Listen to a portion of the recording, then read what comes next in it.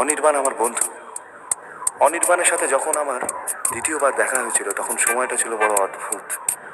আমরা হাইওয়ের উপর দিয়ে অনেক দূরে একটা অনুষ্ঠান করতে যাচ্ছি। লাল আকাশ, সন্ধে হয়ে আসছে, দুপাশে ফাঁকা মাঠ। আমরা চা খাবো বলে গাড়িটা দাঁড় করিয়েছি একটা বিচ্ছিন্ন দ্বীপের মতো চায়ের দোকানে। এমন সময় দেখতে পেলাম লাল আকাশকে পেছনে রেখে একটা ছেলে মাঠ পার হয়ে আমার দিকে এগিয়ে আসছে। আমার সামনে এসে দাঁড়িয়ে বললো, চিনতে পারছিস? বললাম না। বলো, ভালো করে দেখ। আমি সেই চুরি যাওয়া আলোতে ওকে চিনলাম, আমার বন্ধু অনির্বাণ।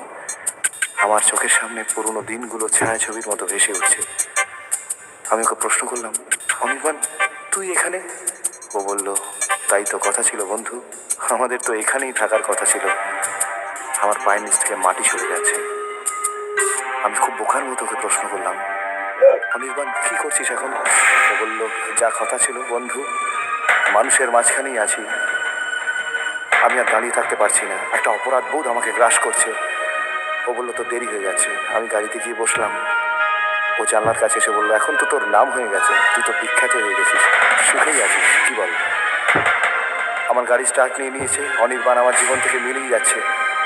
অনির্বাণের শেষ কথাগুলো আজও আমার কানে আলপিনের মতো বেঁধে, সুখেই আছিস, সুখেই আছিস।